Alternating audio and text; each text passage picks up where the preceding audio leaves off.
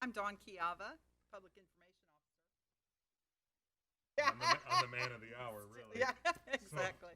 we want to thank you for taking the time to come watch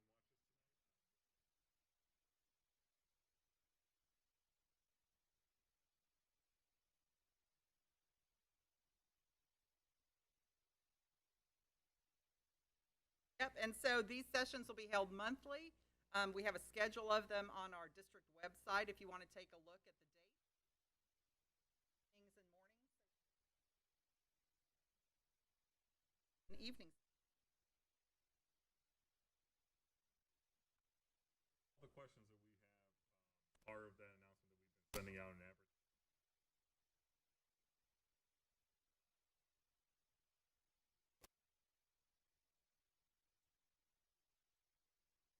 I've been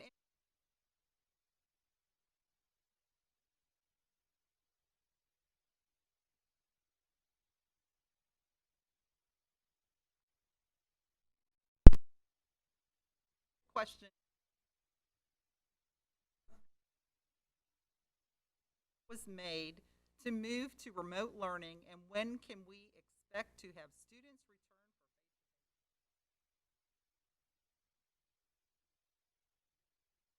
We did this kind of out of an abundance of caution.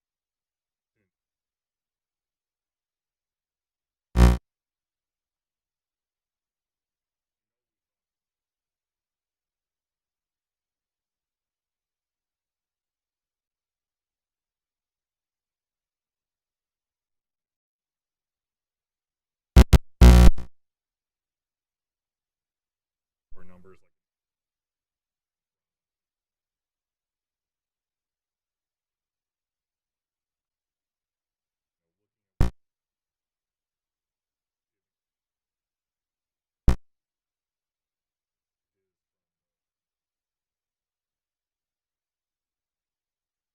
have a firm understanding of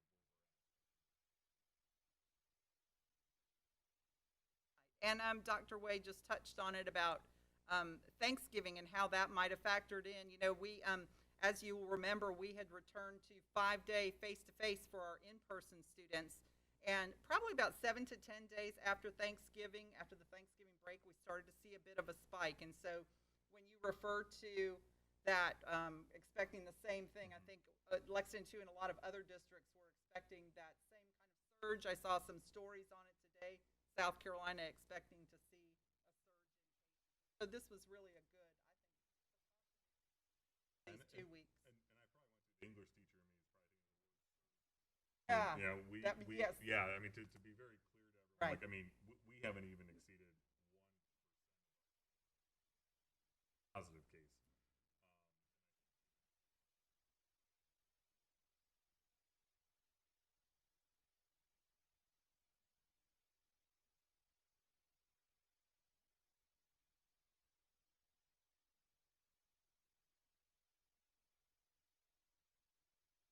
About that, especially being gone for 2 weeks. Right. And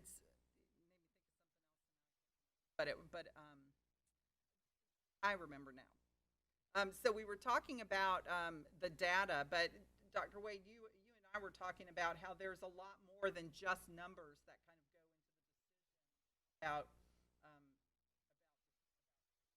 open, going to remote learning for period, that we factor in a number of Well, kinds of things. yeah, I think it's not just. I think everyone's very quick to say cases, you know, and everyone goes to the metric.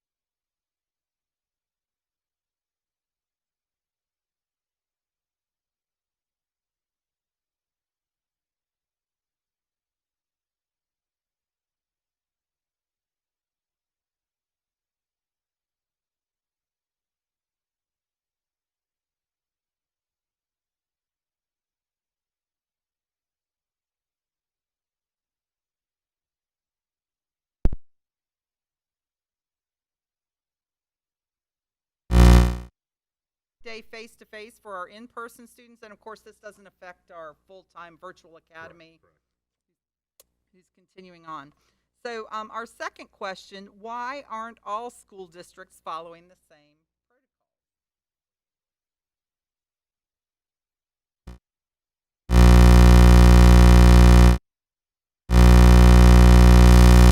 You know, that's something, you know,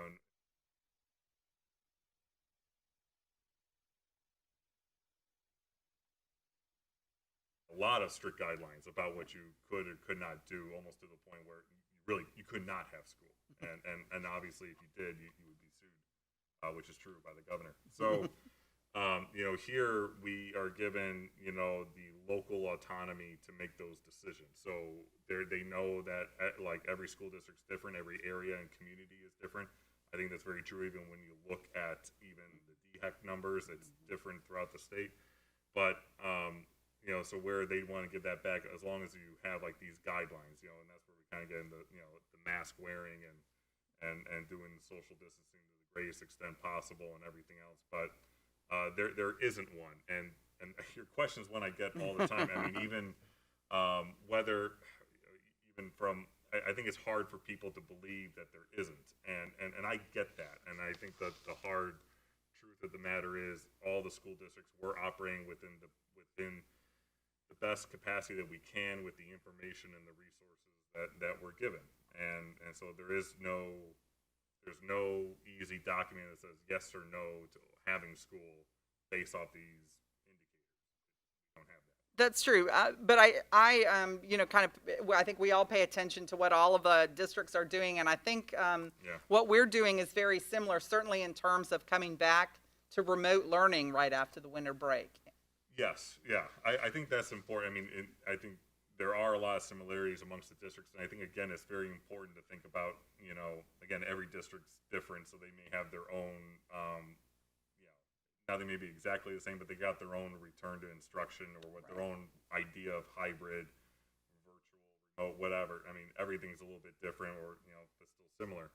I just think, I think everyone took the precaution that definitely, at least for the first week, I know almost everyone really did go virtual. The second week, I know more did, and we did as well. Out of that abundance of caution. So I think we're going to see where week 3 takes everyone. Question 3: can students move from the virtual academy to face-to-face instruction? The district's been communicating that deadline. I know for a while, like in the first. Before the break, I think it was November, then going to December. I think December 11th was the cutoff. And the reason why, like, you know, a lot of the questions I get about that question, maybe this is where that person's trying to go with it, is, you know, essentially why is there a deadline? And we have to have that deadline because of staffing. And staffing's been a big issue. I think it's very... it's hard to believe we're not even halfway through the school year, so it's kind of hard to forget how much has actually already occurred this school year. But I think, you know, I want to call to attention what the beginning of the year was, when everyone, including our staff and parents of staff that they really enjoyed, you know, they were being shuffled around in order to accommodate how we could balance the classes and everything between virtual and you know, hybrid at the time. So, I mean, that's really the big reason why we have these dates and these timelines, is because we need to be able to staff accordingly to kind of meet that. And can you kind of already did this, but just touch on briefly how we did that with the virtual academy at the beginning of the year, that we didn't hire new teachers for the virtual academy, that we basically looked at we're taking existing staffing and we're trying to balance them out between, you know, who would then be teaching virtual and who would still be, you know, teaching hybrid at that time. And so there was that big balancing act. I'm sure our staff remember it, but I mean, I know there's a lot of parents and some students who do remember how come, you know, a certain teacher is no longer in this building, and why are they being forced to, and the preference. And it's just like, I mean, as logistically callous as it sounds, it's like we're trying to staff accordingly to give everyone a learning opportunity. And so that's why we were talking about when can you move back and forth between virtual and in person. You know, those numbers we track both ways. I mean, if we need an instructor to bring an instructor back to the building because a lot of the virtual academy kids wanted to come back, we had to know that early so we could make the arrangements for that. So Right, that's right. why there was the deadline, and we really need to stick to it because we can't be moving kids back and forth and teachers back and forth just for the continuity of Yeah, instruction. and I think that would be, you know, just kind of on the flip side of it, I think it's very, you know, imagine if we were doing all that. I mean that would be chaotic. I'm sure I'll have a lot of people disagree with me, but the reality is, imagine if you're a teacher bouncing all over, and then you're a student in that teacher's class, or I mean, you're not knowing who's teaching at that time, and that's what we would have to be doing. I mean, in all seriousness, like that's a reality. So I think that's why we kind of have these timelines, and the last one was, I think, December 11th, or Yep. for Yep. starting off on January 4th. Yeah. Okay, let's see. Number 4, will the virtual academy be an option for next school year? That's something I know we're going to continue to explore, and I'm hoping to have more information probably next month or so about what would be the future plans of the virtual academy. Like because that'll be something I will have to bring to the board for approval, and I think that even with there being a vaccine and everything else, I think there's going to be a need for a virtual academy at least for another year. But I think it brings up a lot of interesting questions. I think every school district's really facing Yeah. this about, you know, how long, I mean, to what extent should there be some sort of virtual option available for their students moving forward, regardless of a pandemic, you know, I mean, and because even though there are a lot of people who do not find virtual learning ideal, there's still a good group of students who found this to be quite an interesting niche for them, for whatever the Exactly. reason may be. So we have to really weigh all that. So there's nothing official, but I think I kind of shared where my thinking is, and I'm hoping that we'll have more information next month. Yeah, you know, tagging on to what he said, we are hearing a lot from some kids who are excelling in virtual academy, that maybe a classroom setting, there were distractions, or they, you know, they wanted to go at their own pace, and virtual academy is kind of allowing them some of that freedom in terms of, you know, them being able to really excel and achieve in a level of learning. Well, Would you think? Would you? Yeah, no, I've been I mean, hearing yeah, some I mean, of that. Everyone learns. different way. Oh Yeah. yeah, absolutely. Everyone learns differently, and I think we're seeing that. We're definitely seeing that here. And I think there's other elements that go into it. And I'm not saying there's anything right or wrong with these, but like our high school students, right? So our high school students, there's a lot of them who during this time of the since March, going into now, going into now, that they found jobs or other things, so like they found this to be kind of a perk because they can go work and they can still do some of their schooling. So I think that's a new thing for school districts to ponder, and we'll see where it takes us. Right, and so I might say if there's you always, I'm a person who always looks for the positives, and if I have to find a positive in dealing with COVID-19, it's that, I think we're looking at all districts are looking at new ways of, reaching kids and instructing kids. And it's been, there's been some benefit to that. Yeah, and I think there's, it's that new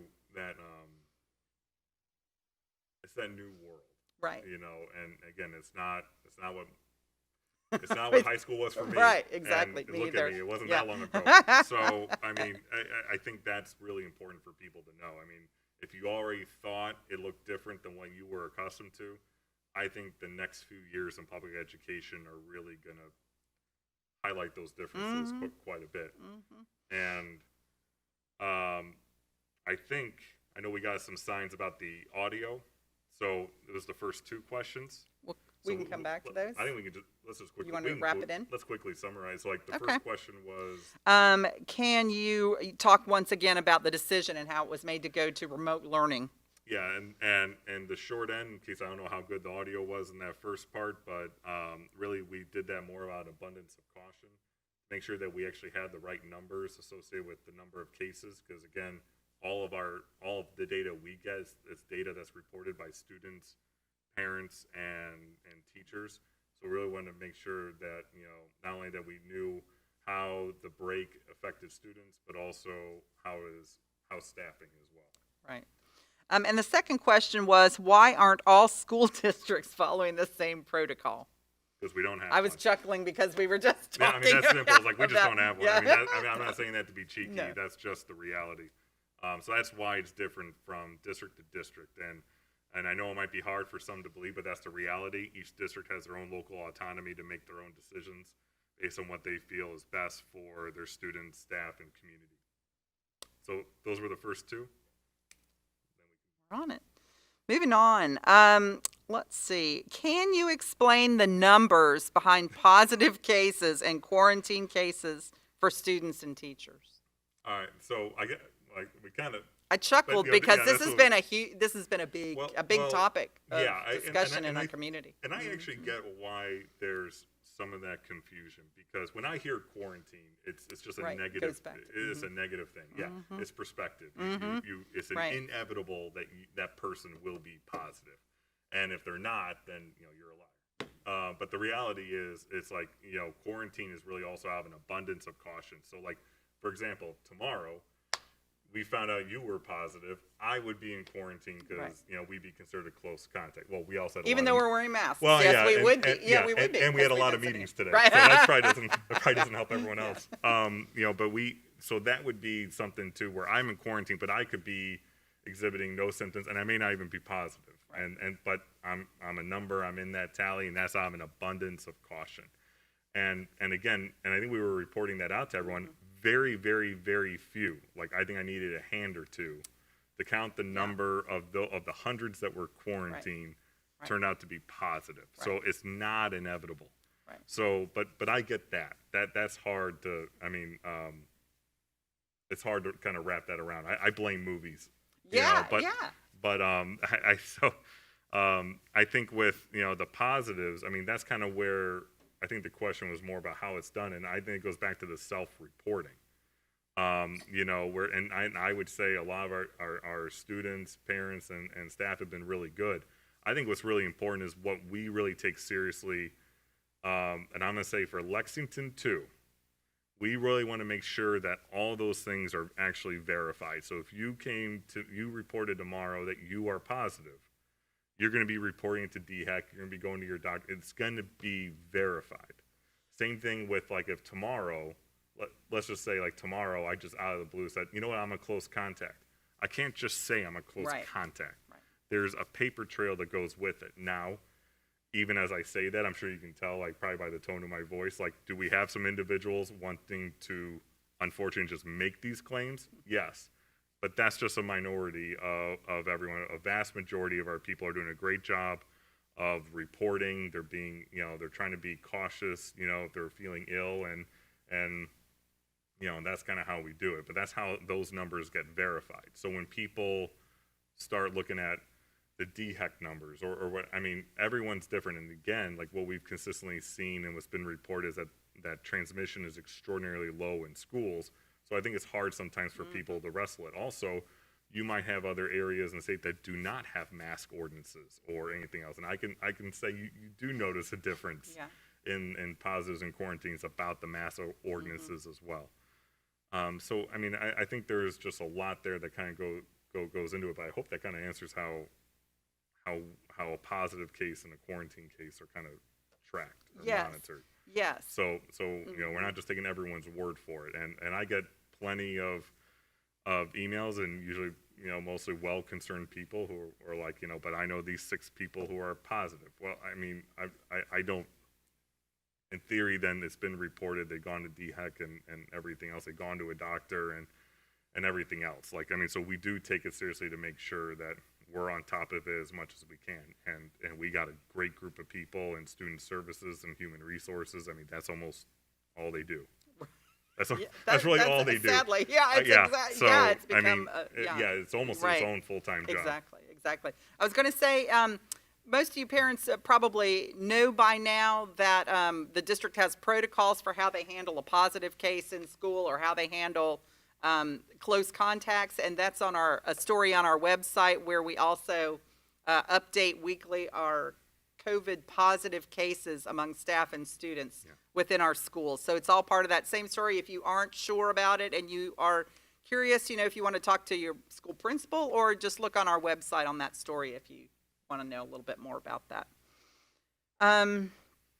So let's see, kind of tracking back on the numbers about the positive cases Okay. and the quarantines. You might have already answered some of this. Did you see changes after the holidays or moving from hybrid to face in terms of positive cases, quarantine? Yeah, not so much the hybrid face-to-face. I mean, but we did see it with holidays. I think that's the important piece. Like, from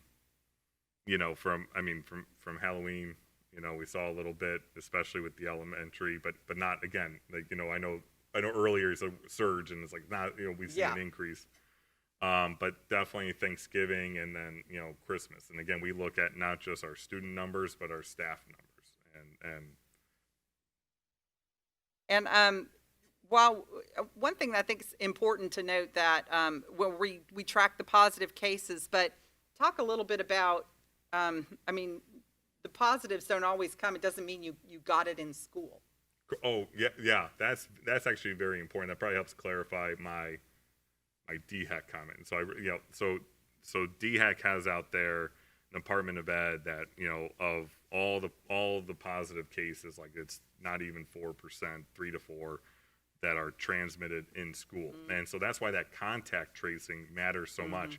And for Lexington 2, I think I need one hand, and I haven't spoken with Mr. Hinton yet today, but I need one hand to count the number of cases that were transmitted in school. In the school setting. And I think we're, in defense of some perceptions, like I think we're obviously, we're very much community driven.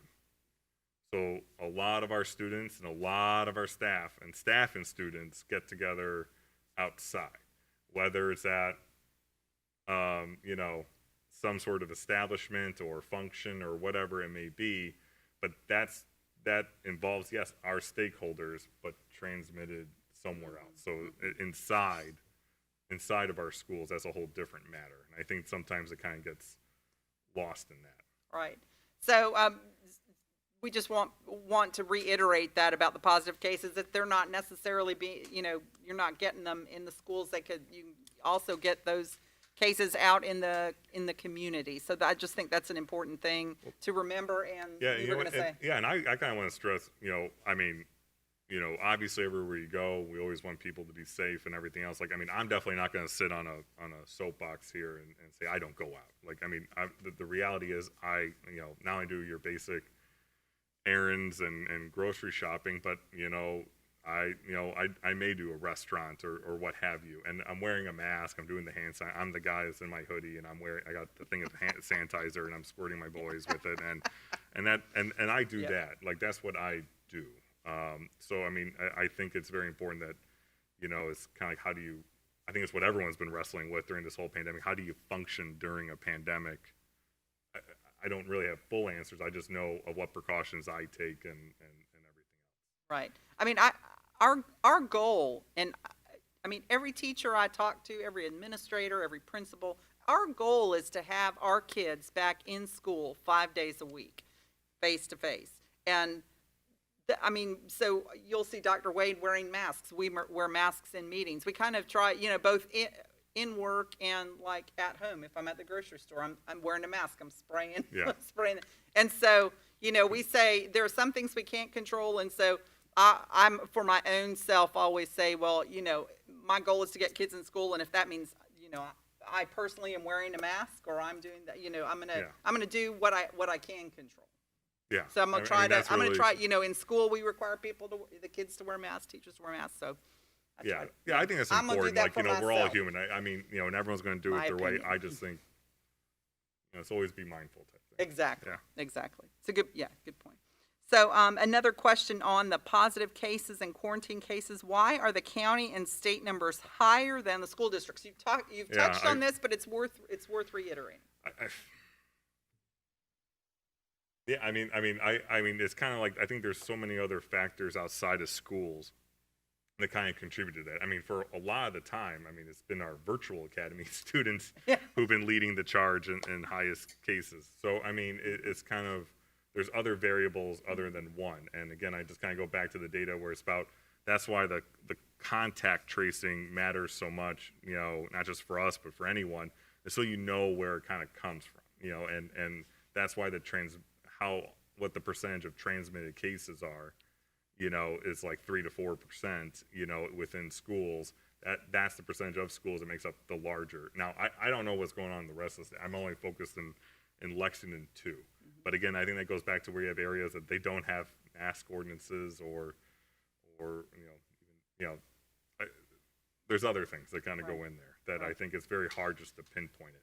Maybe in a few years when this is over, I'm saying a few years, I'm trying to give myself some cushion here. You know, but when this is over and there's that commission style report that says like how is this being transmitted the way that it is, and really kind of have that 2020, no pun intended, 2020 look back and, you know, kind of really be able to articulate what happened. I think it's gonna be very interesting for us to see, like, you know, what was contributing to it so much. Because I mean, I've been in schools, I've been outside, I've been, you know, in different states and everything else. I mean, and I've been very fortunate, and, you know, I'm beating the odds, and it, you know, I sit there and wonder, what is it that I'm doing? And I don't think I'm doing anything other terribly special than I wear a mask and I sanitize like none other, and I try and do my best with all that. And, you know, I just kind of, those are questions I think a lot of people have, you know, how it happens. Right. Well, so here's a question. There's something I want to remember to ask you about. But how about here's a new question. What can you do as the superintendent in controlling precautions students and teachers take when they are not in school?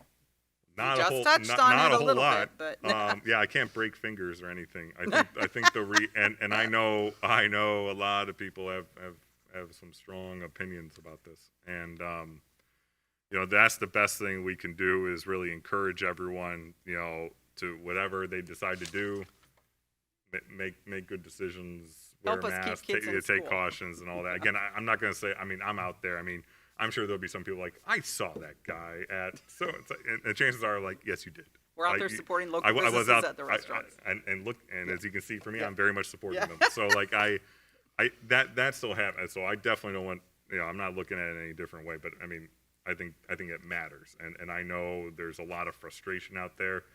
Everyone's at a high emotional energy right now, just for a number of reasons. And I think it's very easy to kind of get bogged down. You know, I mean, as much as I appreciate people sending me screenshots of other people's social media posts of like what they did on vacation or anything else, I don't. Everyone's making the decision. I have to assume everyone's making the right decisions. Like I know people are seeing. There are people seeing their family. They're seeing their friends. And I'm not saying what's right or wrong or anything else. I mean, I saw family. And, you know, we all took our precautions, and it's what it is, you know, and that's all I can say. That's what we expect the best out of people, and we hope for the best. And but no, I do not. I am not God. I do not control that. So talk a little bit about what we can expect with the vaccine, and talk a little bit about our nurses and COVID? testing. Are they all COVID? So they're all COVID. They're all Yeah. COVID. Oh, all COVID. And thank you for sending all the questions. We got a lot of good questions, so thank you. Yeah, I'm actually, I mean, right now I believe the recent news is that educators and support personnel are being moved up into the 1B category, which is coming up soon. And I know, I'm sure we'll learn more about what that expectation is as a result of having the vaccine and all that. But that's all I think we really have right now, other than it's out there. Hopefully there'll be more doses, and hopefully it'll go by a lot faster. I think what's really important is, you know, there's a lot of unknowns even with this vaccine. And I don't want to be the Debbie Downer. It kind of feels like this might be the Debbie Downer. You know, but I don't want to be the Debbie Downer on this, where, I mean, let's just look at it in if I put on my legal hat, oh my God. I mean, like, there's a lot here that we have to kind of go through here about what can you mandate and what can you force. And I think what's still very important is that everyone's saying you need 70% of the population vaccinated just for that herd immunity. So there's still like a long way to go with everything, and I think it's very important to stress to everyone that if last school year and this one seemed awkward, and unusual, and you're hoping that next school year may not particularly be that, I think we need to put in the back of our minds we're still going to have some remnants of that, because it's all about how many are vaccinated, and I'm just keeping it very simple. And again, we're not getting into how can one mandate that, and I would argue there's not a lot of legal leeway for schools about who they can and cannot accept within their buildings. And I mean, we have a lot there to work through. So I think if anything, it's a great light at the end of the tunnel, but there's still volumes of topics I'm sure we will be discussing here at one point that we have yet to really kind of consider. Well, one thing I know that I've seen out in the media is about testing here in the district, the availability of testing. Can you talk a little bit about that? Yeah, so our nurses, all of our nurses have been trained about how to kind of administer the rapid testing. So those have been, rapid testing kits have been given to all school districts and all the different buildings, but and the idea is that you could be testing students and staff who are exhibiting symptoms. So in theory, you can So tell it's them not right mass testing, like every child comes in or every staff member. No, and to do that, well, first, before I get to that, like, I mean, the other thing is districts only have so many resources to actually conduct that testing. So we might have the kit, we might have awesome staff who are trained in order to do it. However, we do not have the resources to do mass testing. That's just what it is. People can be upset, but that's where we're at. And now, in terms of how you actually do these tests, like there's a lot of steps that go into this. Like you need whole rooms that are left untouched and being left alone for 20 minutes. I mean, so even to do what we're talking about with the symptoms, that's still kind of a disruption to a lot of areas within our schools. Not all of our schools are large. We have some very small ones, and that can be a big disruption in being able to offer it in the conditions that are expected to have, for the result to kind of come through. So we have a lot there, but so we're trained, we have them, but we're not doing mass testing. So let me put a parent hat on for a second, but first tell you that there are some details we're still working out about that, even though we know we're going to give the test. But say I'm a parent and you call me and say my child is exhibiting symptoms, but maybe I don't want you to test them. What do you do for me? How does that conversation about a parent But I mean, we still follow through everything. Like, the student, I mean, obviously. Like, can I come say I'd rather my doctor or? No, well, the thing, I mean, we're not going to jam anything up their noses, by force. I think it's more, we're still going to follow that whole, you still need that consent and everything else. So, we don't need to put on we don't need to put on that hat. And so we're not going to force that. So if your child's going to get tested, the parent will know, or the guardian will know. Well, but I mean, with their consent and everything. Perfect. So like, I think that's important. But even if a student refuses to test, refuses, but you still have to send them home. Well, which if they're exhibiting the symptoms, which we're we doing are already anyways. doing. Right. So nothing really changes. Exactly. On that. Perfect. Well, that's good to know. Okay, my next question. We already talked about the vaccine. That was a popular one. How have teachers been prepared to work virtually? So I know what the district's done back in July. There was like the 21-hour boot camp of training to kind of get them equipped. I know I sent a survey, I think shortly after I got here, about their technology, how they felt, and they felt pretty good about it. So, I mean, they've kind of received that training and everything else, but obviously, we still have all those other little kinks that may pop up, whether it's like kind of, right now it's always going to be connectivity. Like, that's always going to be the big driving issue, but also we know with, remote learning that the big concern is always going to be about,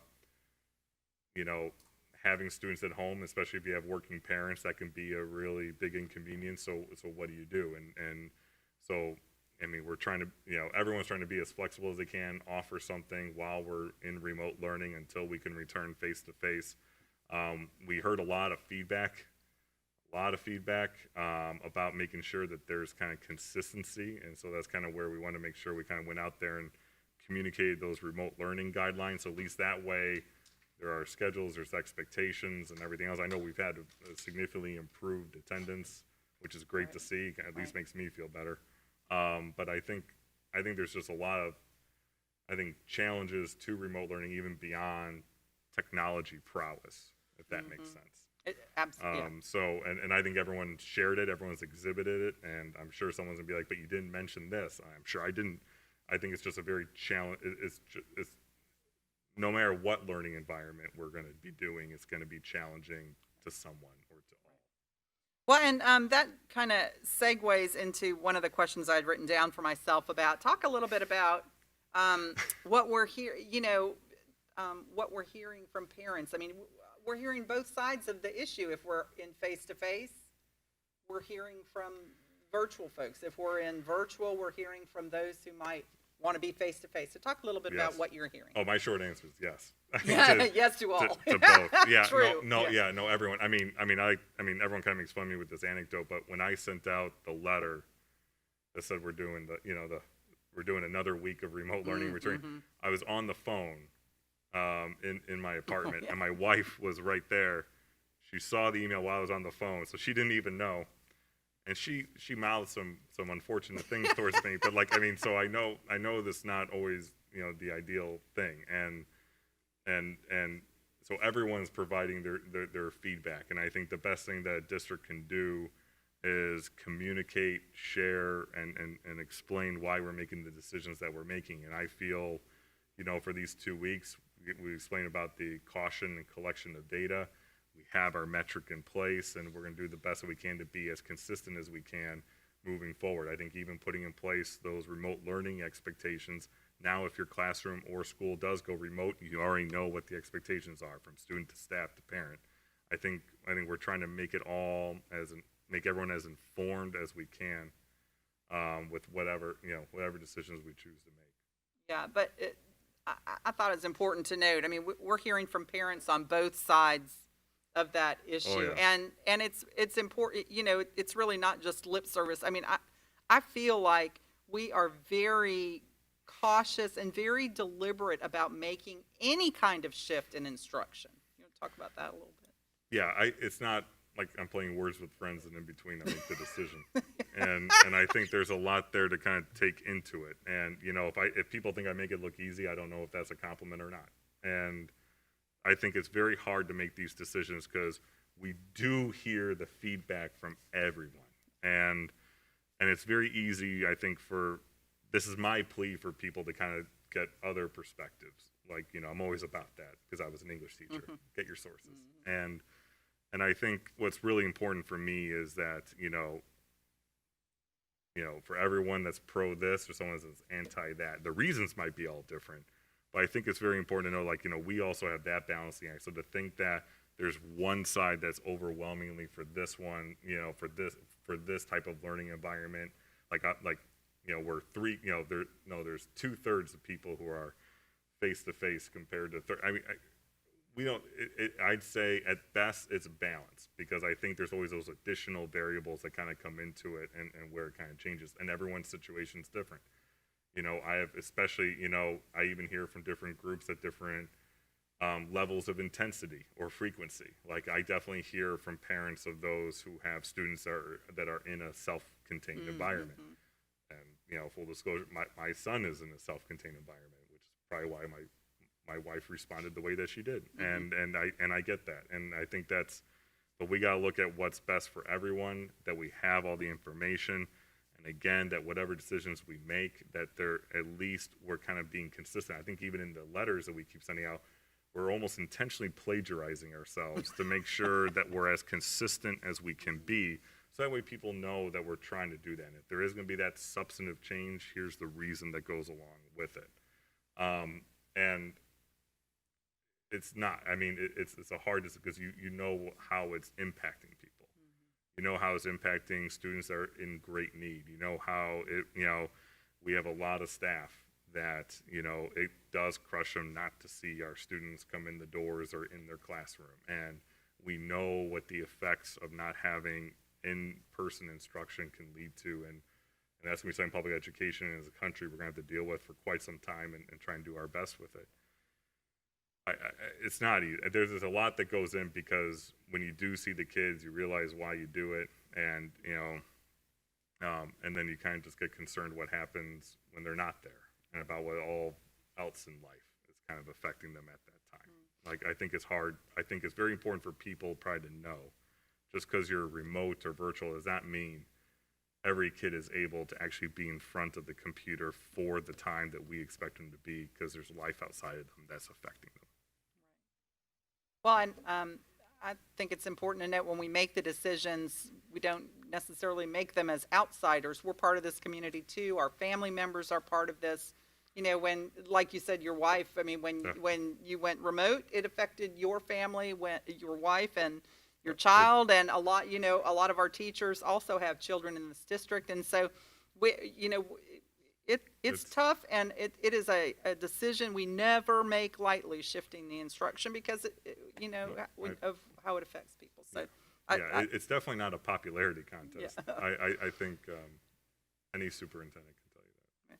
Well, you touched on remote learning, and so I kind of wanted to ask you how you are feeling about our technology. I know we've got the help desk and stuff. How are you getting some feedback about that? I hope y'all are using our help desk. There's a button on our district website if you're having technology issues logging in or whatever. You can. I know the connectivity is still, like, it pops up every now and again in device, but it's definitely nowhere near where it was in the fall.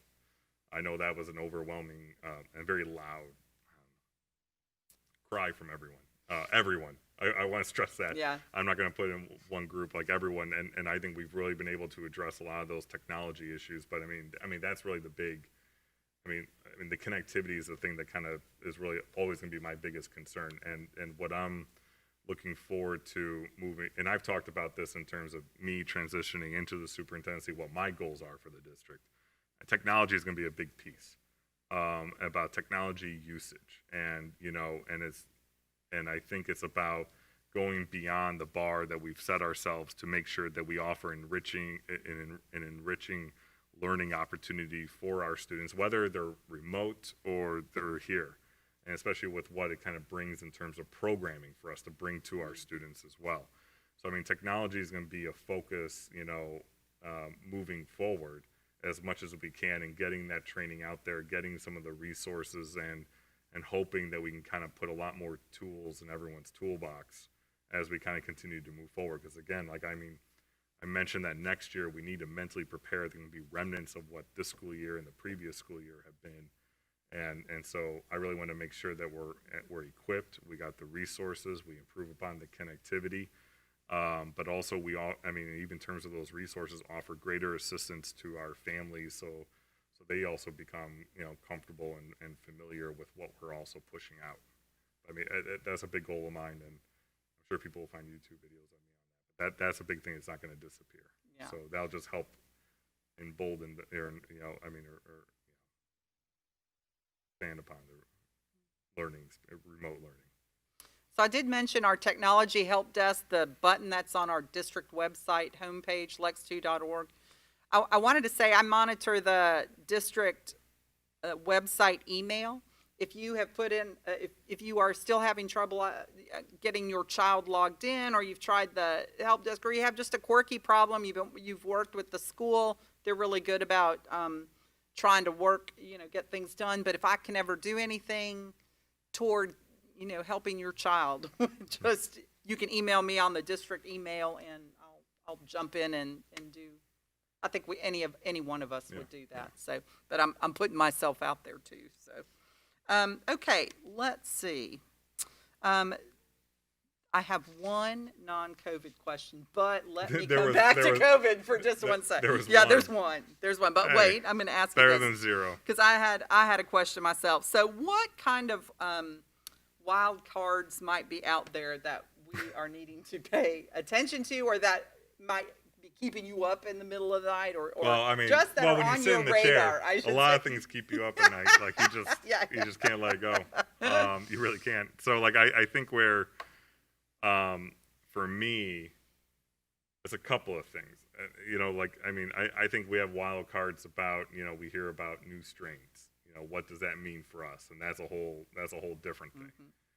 You know, we have, you know, the new administration coming in. There are going to be new guidelines. You know, are there shutdowns? I think those are things that, you know, I do have to wonder about and what that means and how do we kind of adapt to that. But those are real things that you see in the news that you have to consider. And I kind of wonder what that's going to mean. I also, I always worry about resources for school districts. You know, school districts historically are always told to do more with less. And I think this is a huge moment of crisis, and I think state and federal government should be really rising to that occasion to make sure that we're all going to be taken care of and all that. But I always worry about what happens if that faucet's turned off, and how do we manage? Can we keep the same type of expectations that we've had this year for next year if we don't have those resources?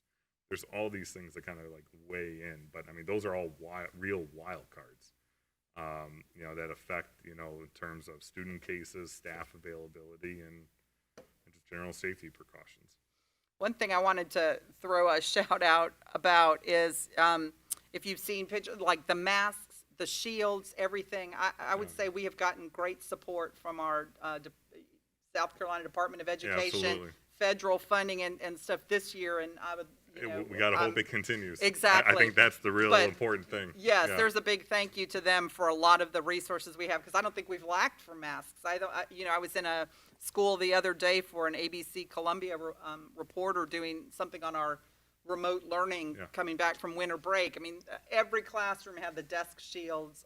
Every classroom had, cleaners and everything. So anyways, and everyone likes those differently. Yeah, that's the spectrum of opinion. That's right. But as a parent, I hope it gives you some comfort about the safety measures that we've been taking in the school, from distancing to the greatest extent possible, to the cleaners in the classrooms, to the frequent wipe downs in the public areas, hallways, cafeterias. I mean, we're doing a lot to try to keep safety and healthy job one. So that's something worth noting. I wanted to, before I ask your really non-COVID question, I wanted to give you a chance to talk about Lex 2.0, which is new on our website. Yeah. So Lex 2.0 was something that we really would kind of want to have a centralized website for everyone just to kind of go through. So like what we started doing was we kind of put up all of our communications, easy clicks to kind of get all the different metrics. So it's like it is your one-stop shop, all of you, your one-stop shop to get all the information that you need, and it's up and on there. I know we really try hard to make sure that every time we send out a new notification, we got it up there somewhere on 2.0 that you can see. We're trying to update that, and we kind of keep expanding to it. I definitely want to hear from people about things they would like to see that, to kind of go on there, and so that way we can kind of keep, making it more useful for everyone. But we're hoping that whole page with all the slides that we have attached to it, that kind of just makes it a little bit easier for everyone to find whatever they want. So the whole Lex 2.0, we thought we were being kind of interesting of it being like an alternative learning environment, and we're Lexington 2, so why not 2.0? But I didn't get any comments about that, so I think everyone liked it. So I think that's where we're hoping that we can kind of keep building from that. So when in doubt, especially if you feel, or you might hear, any of you that the district said such and such, go to 2.0, and then you can see the whole history and the chronology of our communications about all this. So I think that's the real important thing for me, is nope, it's all there. You see it, and if you say your best friend said, I don't know what to tell you about your best friend, but it's all there that you can see kind of available, and that's our goal. We're even linking the YouTube videos. I know we'll probably start linking this just so people can reference it, and they'll probably quote me. And then, but at least we have everything there for people to use if they choose to do so. Right.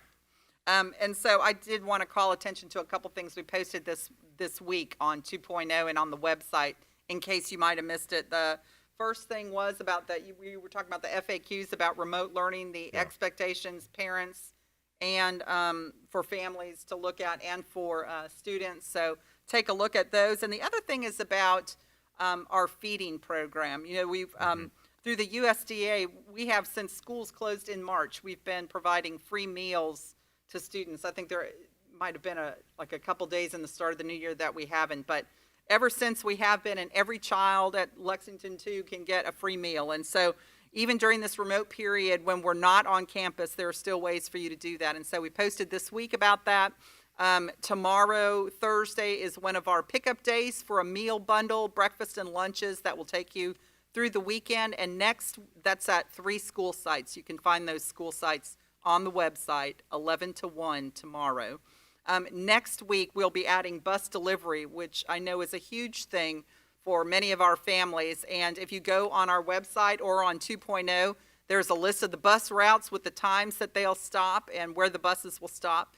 And then we are adding a 4th school site for that 2-day-a-week distribution of the meal bundles. The buses will come every day along the delivery route. So be sure to check out 2.0 for information on that.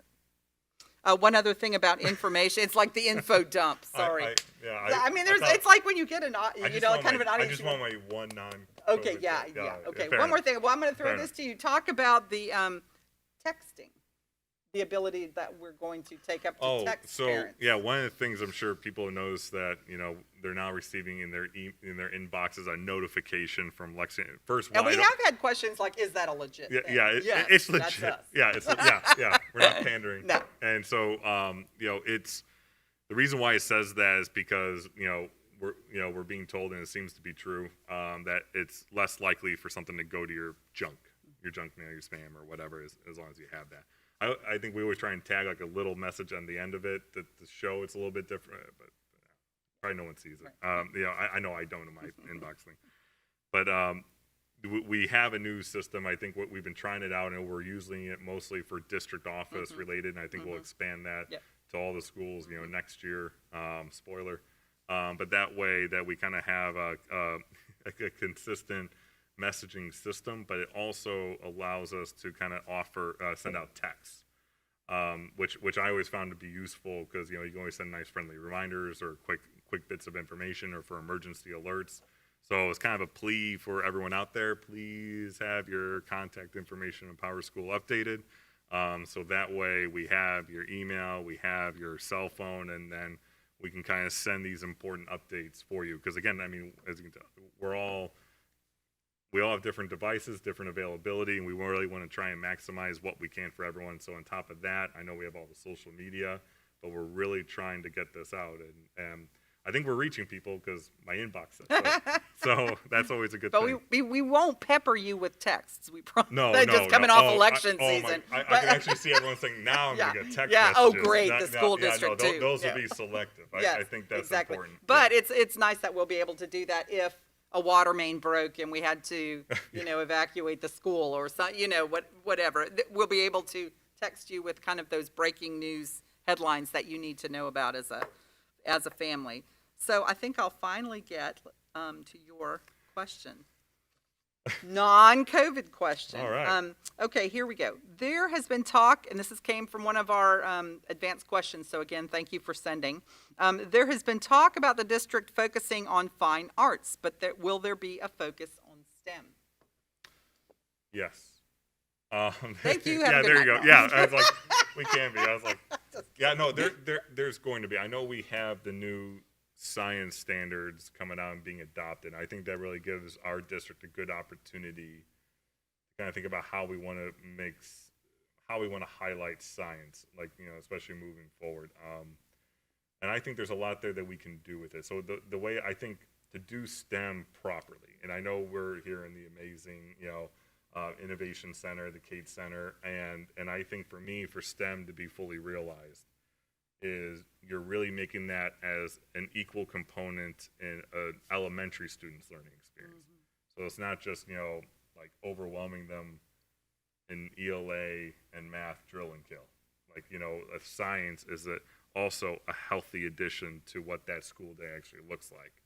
And if you're able to do that, you can add different types of STEM-related extracurriculars, beginning in the elementary, going into the middle, continuing to high school, but all that kind of feed into that amazing capstone that you kind of have here at Kate or the Innovation Center. And so for me, STEM, the importance of science, but you can't have STEM without having a solid foundation in the elementary.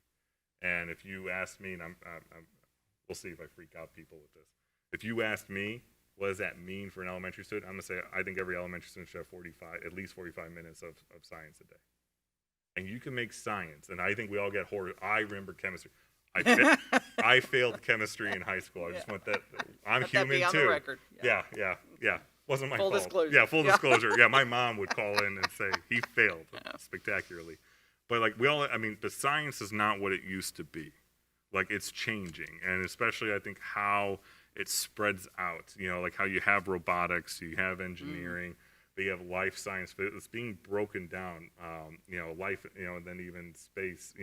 There's so many components there that can be very appealing, and to really appreciate science, like I think you would appreciate social studies. You have all basic skills that we need that are from reading and math. So I don't think it takes away if you're doing it well.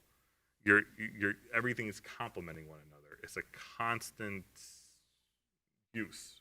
It's a constant application. So to me, science is extremely important to realize that full STEM.